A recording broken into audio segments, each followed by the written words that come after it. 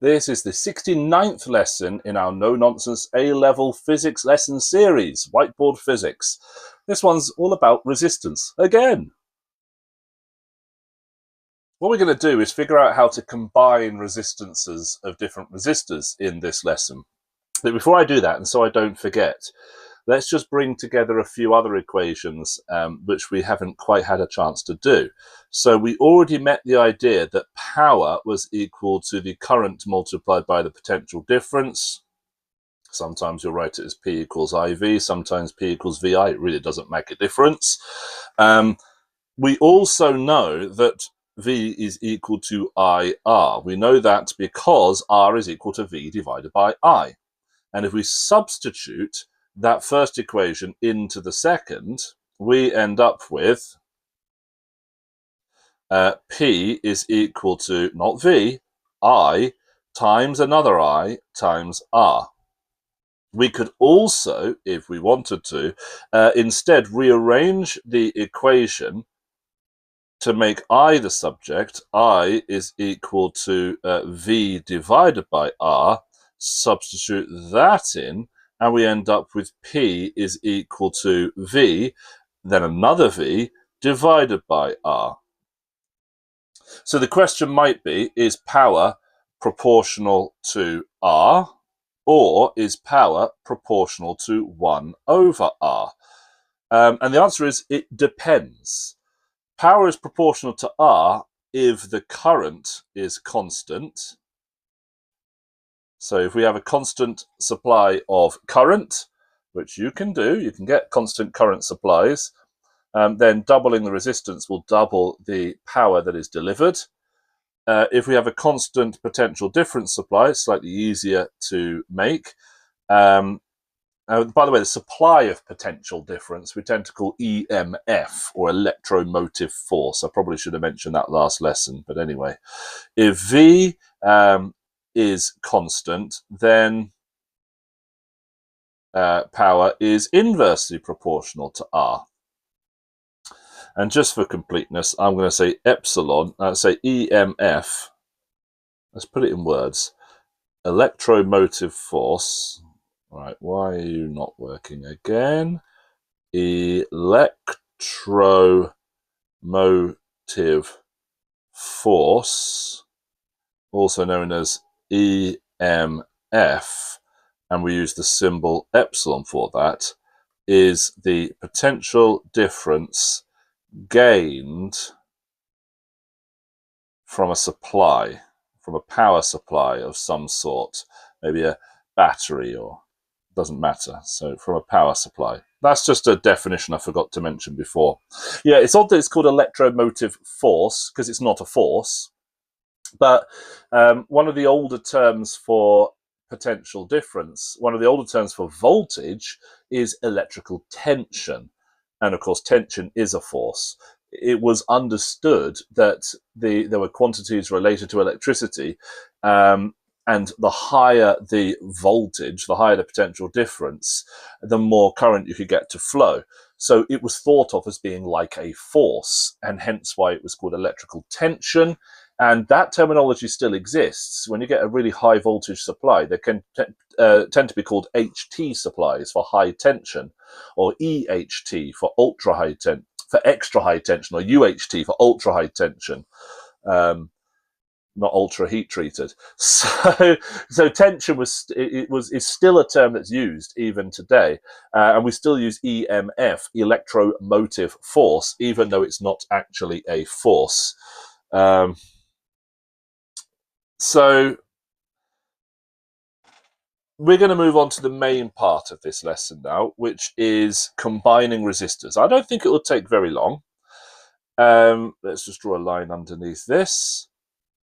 It can be sometimes very helpful when solving circuit problems to be able to calculate the effective resistance of a combination of resistors. So you might have multiple resistors, and in your circuit that's a bit complicated. It would be simpler if you could combine them into a single resistor that does the same thing, has the same characteristics. In other words, if I could simplify a circuit so that the current going in one end is the same as the current coming out the other end, but the current going in is the same as it would be with a single resistor instead. So here's what I'm talking about. We're talking about simplifying circuits, simplifying, I think I spelt that wrong, circuits, definitely spelled that wrong, it doesn't start with an F. Circuits can be helpful. So let's say we had a circuit like this, and we want to know the current through the power supply. And perhaps we know the resistances of these three resistors, but that's it. And we know that perhaps the EMF of the supply and R1, R2, R3, we know the potential difference across R3 is epsilon, so we could work out the current through that. And we know the potential difference across R1 and R2 together is epsilon, but we don't know the potential difference across each of them. We don't know what that share of potential difference is. I mean, we do if we've studied GCSE level, but let's assume that we haven't. So what we want is to replace this with a single circuit that does the same thing. A single resistor, which is as a resistance that is a combined total of the rest of them, such that the current that passes into the network and out of the network, into this branch and out of this branch, that current, let's call it I, is the same as this current that goes into there and out of there, let's call it I. You see, we're trying to look for equivalent resistors. So let's break it down into stages. Resistors in series. Now, with resistors in series, the current through them is going to be the same. So if I have this as R1 and this as R2, just like that, and I know that there's a potential difference across them, and let's call that V, and there's a current through them, let's call that I. It's the same I through each. We know that is true.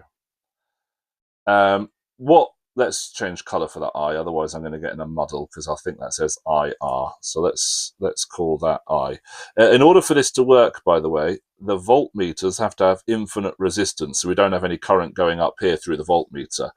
Voltmeters have infinite resistance. Ammeters have zero resistance, or perfect voltmeters and perfect ammeters, should I say. That is something you need to know. Anyway, there's our circuit. So let's write down our Kirchhoff's second law. There's no point writing down Kirchhoff's first law for this. It's a straight line. Let's write down Kirchhoff's second law. We know that the potential difference across resistor 1 plus the potential difference across resistor 2 is equal to the total potential difference. Okay, so what is the potential difference? Well, now we can use V equals IR. And we can use that, substitute that into our Kirchhoff second law. So let's just wait for the screen to start behaving itself, move that over there, use that, and our equation becomes not V1, but I R1 plus not V2, but I R2, because V is IR, and the two I's are the same. And that has to equal, well, we don't want just V, the potential difference between node A and node B. We want the current through that network, which is I, multiplied by the resistance we could replace R1 and R2 with to get that current I. And we can call that T, the total resistance, and obviously all those I's are the same, so they cancel, and we are left with the rather straightforward sum that the combined resistance is actually just R1 plus R2. Now you can do that with as many resistors as you like, and you end up with the general equation that for components in series, it is going to be equal to that, the sum of the resistors, the resistances.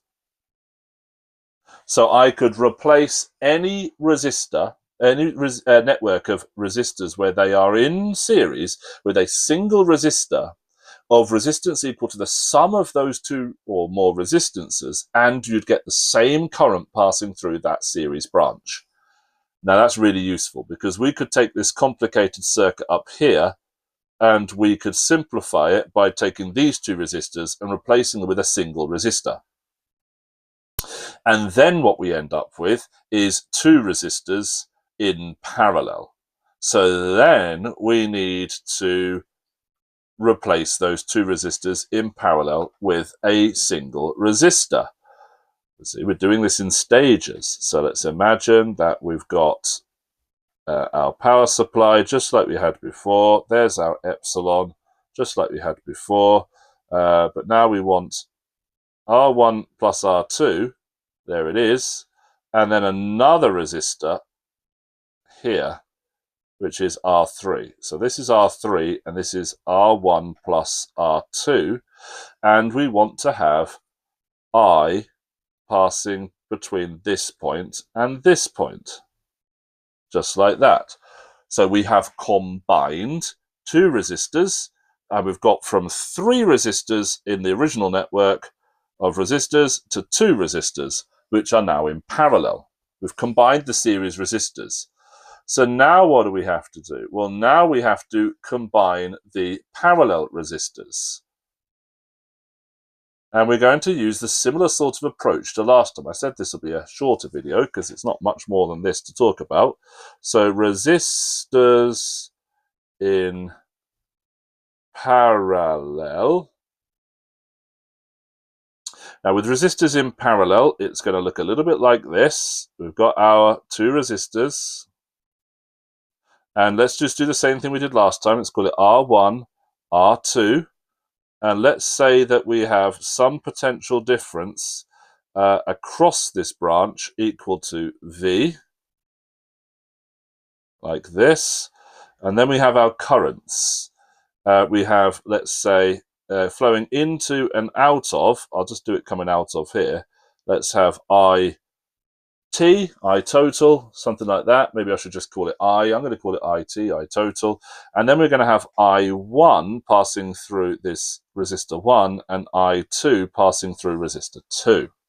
So to solve this one, we know that the potential difference across R1 is the same as the potential difference across R2. So let's instead use Kirchhoff's first law, which might be more interesting because there's a network branch, and there we can say that I1 plus I2 is equal to I total. Actually, I just called it I last time, didn't I, in the previous working? So let's just call it I. Just like that.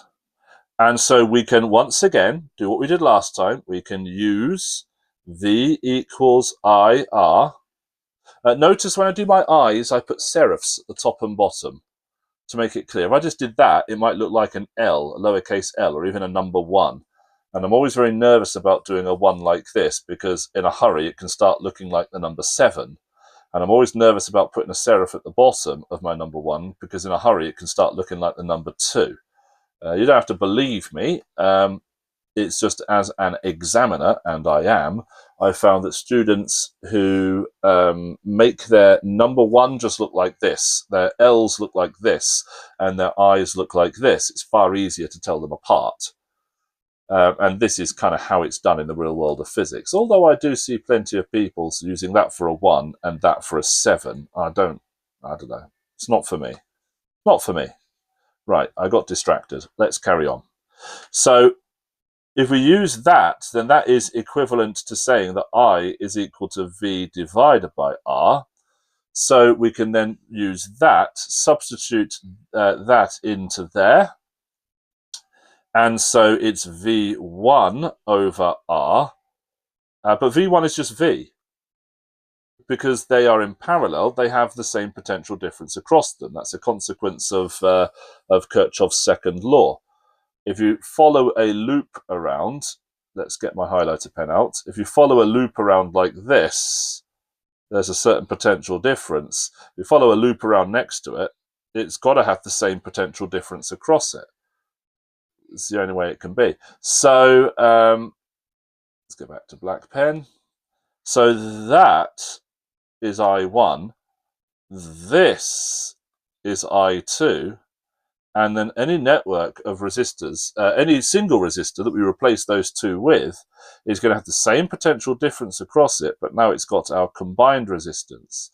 And just as we had before, we can see that the potential differences are all the same, so they cancel. We can divide through by V, and we end up with 1 over RT is equal to 1 over R1 plus 1 over R2. Or, in more generally, 1 over R2, more generally, we could say that the RT is equal to the reciprocal of the sum equals 1 to n of 1 over Rn, the reciprocal of the sum of the reciprocals. Okay, and that's it. That is the that is how you add your resistances together in parallel. So if you've got a more exotic network, like the one we looked at the beginning, where you need to simplify it, we already know it's R1 plus R2, and we've got R3 now is in parallel with that. So we could take this example, and I will copy this example below so that I can use it. Oops, where's it gone? There it is. Let's use this example below. Probably 2 minutes left of this lesson. It's not going to be long at all. So example,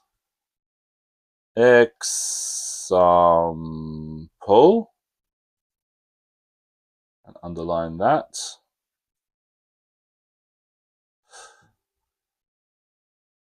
Right, so we already did this stage here. So what about the last stage? Well, we know that the combined resistance is going to be equal to 1 over R1 plus R2 plus 1 over R3, all to the power of minus 1. Or we could write that just as R1 plus R2 to the minus 1 plus R3 to the minus 1, all to the power of minus 1. And there's a really helpful button on your calculator that the raise it to the minus 1 button, which I use a lot in electrical questions because it makes it much easier to do those sorts of, I wouldn't say conversions, those sorts of quick calculations, reciprocal calculations. Right, let's just pop that there. And I'm just going to double check that I've covered everything I wanted to cover. So resistors in parallel, resistors in series, a little bit about electrical power. Yep, we're done.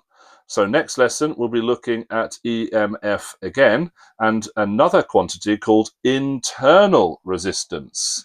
Ooh, okay. I'll see you then. Bye-bye.